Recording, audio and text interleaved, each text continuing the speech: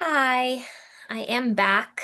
Now we are going to go ahead and review our quiz 10. So let's zoom in on our first question. We have a given function. Our f of x is equal to log of x minus 1, aka the inverse. Any logarithmic function is the inverse of their respective exponential function.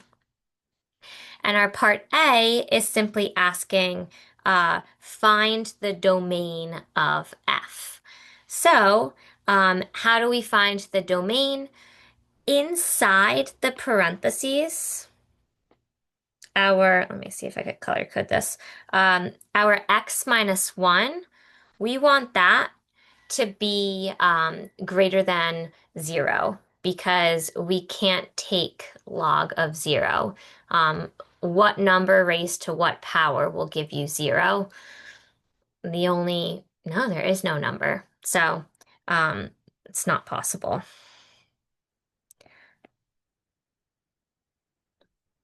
I was going to say 0 to the 0 power. Well, I guess you could say 0 to the first power.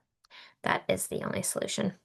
So x minus 1 is simply greater than or equal to 0. And then utilize your inverse operations.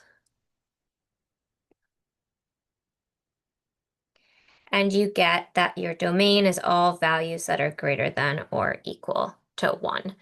But we are asked to put this into interval notation. So we have hard bracket 1 comma infinity soft bracket, and we're done. That was part A. Part B is asking us to find the equation of the vertical asymptote of f. And so just to refresh your memory, when we're dealing with exponential functions, so that's the graph of any exponential, our vertical shift represents what our horizontal asymptotes are. But now the inverses of exponential functions are logarithmic functions, what we're dealing with now. And so, what is the opposite of a vertical shift? Ooh, a horizontal shift. What is the opposite of a horizontal asymptote? Ooh, a vertical asymptote. So, all of the horizontal shifts that take place in logarithmic functions are the equation of the vertical asymptote of that respective function. Which means if we look at our function, we have our f of x is equal to log of x minus 1. It is very clear that our horizontal shift is to the right 1 unit.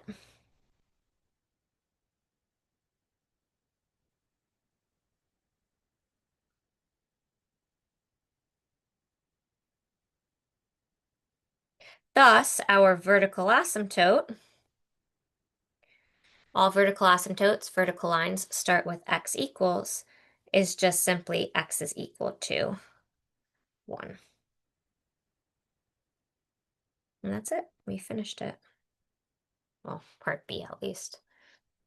Okay. Is there a part C? Yeah, there is. All right, part C is now asking us to sketch the graph of f of x. So we have some key pieces of information already. Our vertical asymptote, maybe I'll put that in blue, is x is equal to 1. So why don't we go ahead and put that onto the graph? I already properly labeled out, let me make it a little thicker, the proper scale, as well as labeling our x and y axis.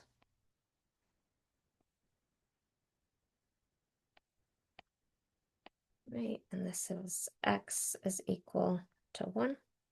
And I'll also write vertical asymptote in parentheses. Okay, we're not going to have a y-intercept here, but we will have an x-intercept. And so our x-intercept is, what do you think it is? If we know that our vertical asymptote is at x is equal to 1, our original logarithmic function is shifting to the right 1 unit. And so our new x-intercept, or original x-intercept was at 1 comma 0, but now since we shifted to the right, our new x-intercept is at 2 comma 0. So let's create a maybe table off to the side here.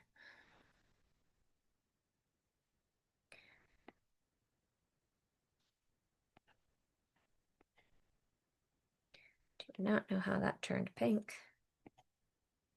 Okay, so let's we'll put in some good numbers. We already know when x is 2, our function is 0. And you can test it out again. 2 minus 1 is 1.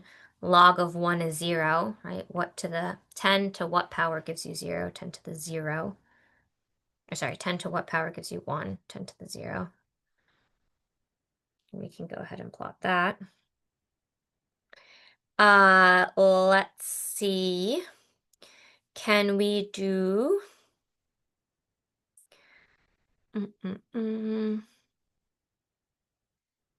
10 to the first power gives you 10. So our x value would have to be 11 to get log of 10 is 1.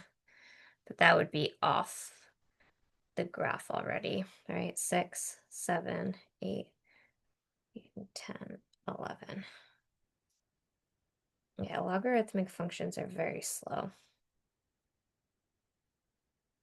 Because it's a sketch, technically didn't have to put that second point in. But it does help when you draw out your sketch. So now we can connect the dots. We have that asymptote at x equals 1. And then that slow growing function. I'll try it again. Let me pause this for a second. All right, much better. And then we want to write out our function. F of x is equal to log of x minus 1. And let's see, did we answer everything? Make sure to show the vertical asymptote. Beautiful.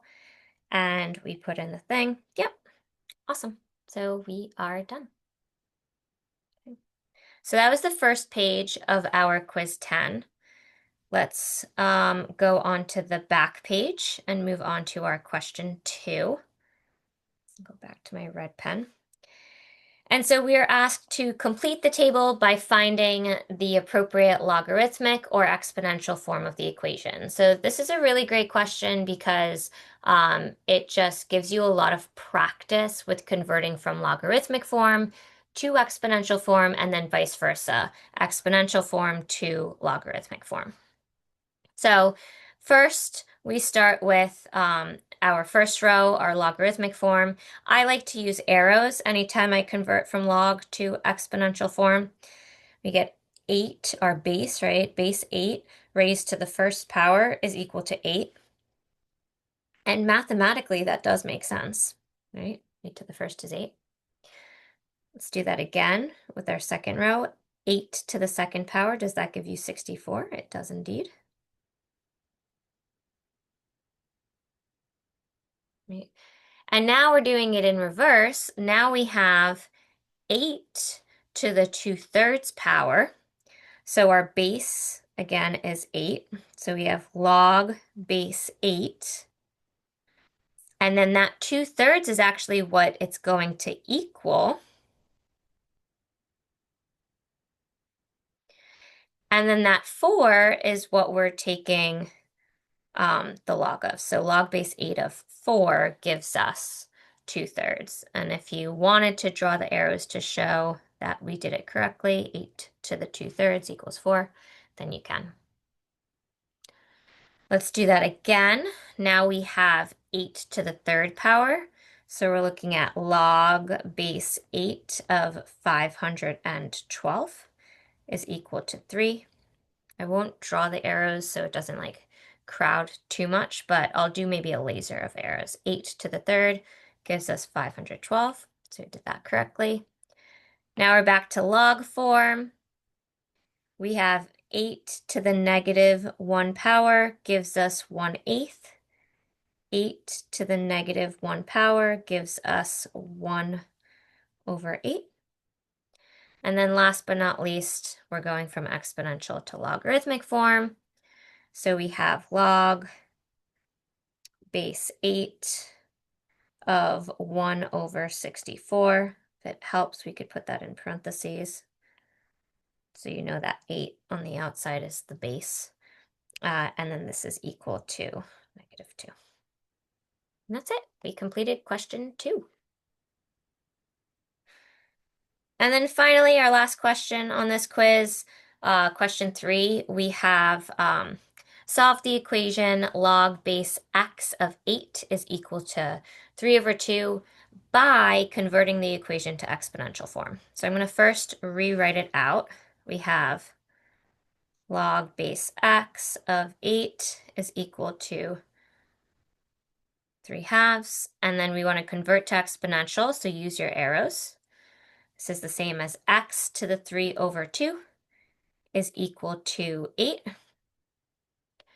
And that exponent, 3/2, we can put that into root form if you want. And that's really just the same as the square root of x raised to the 3rd power is equal to 8. And now let's utilize some inverse operations.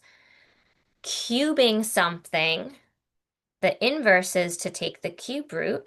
So if we take the cube root of both sides, then we're now looking at just the square root of x is equal to, and we have the cube root of 8 is just 2.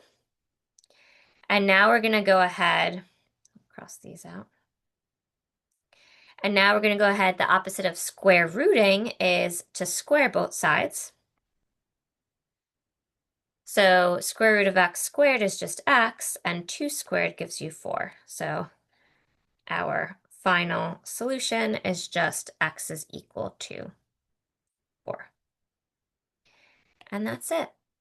That completes our question 3 as well as our quiz 11. Is it quiz 11? Quiz 10. I hope this was helpful. Let me know if you have any questions, and I'll see you guys next time. Take care.